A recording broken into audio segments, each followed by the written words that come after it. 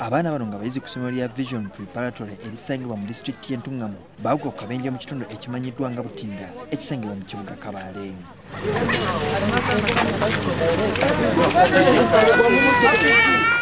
Abayizi abaali bava okulambula ennyanja Bunyonyi, omugoba wa mmotoka mu baali batambulira yamulemerera bw'atyo n'agikuba ekigwo. Abayizi babiri bafiirawo so nga abandi bafuna ebisago eby'amaanyi. Bano baddusibwa mu ddwaliro e Kabale okufuna obujjanjabi, kyokka embeera y'eddwaliro naddala bwe gutuuka ku muwendo gw'abasawo nzibu ddala ekyaviirako bangi ku bayizi okubawo okufuna obujjanjabi.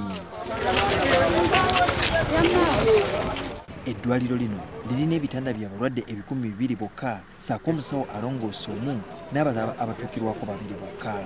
Eddwaliro eryogerwako lye litwala ekitundu ekya Kigezi. Olw'embeera eddwaliro ly'e Kabale gye lirimu kyawaliriza ababaka ba paalamenti okuubako olulwa ekigere mu ddwaliro lino oluvanyuma lw'omubaka omukyalo wa disitulikiti ey'e Kabale Ronan Nsima okwekubira enduulu eri paalamenti okubaako kyekola ku ddwaliro lino. Actually, I can say that it is like a time bomb because interns are not reliable. Bw'oggyeko ekyokuba nti ebikozesebwa byakikwa mu ddwaliro lino abasawo nabo batono ddala. Embera y'abasawo okuba ab'olubatu egambibwa okuba nti eva ku nsonga eziwerako. We are not allowed to recruit anyone without the authority. They gave us 66,000 in 1994 and you are still paying us 66,000 in 2014. Honestly, isn't that now an insult? Wano mubaka Medad Biteekerezo wasinzidde n'ategeeza nti ekyokubikkirira embeera mu malwaliro esaanye okukomezebwa bunnambiro.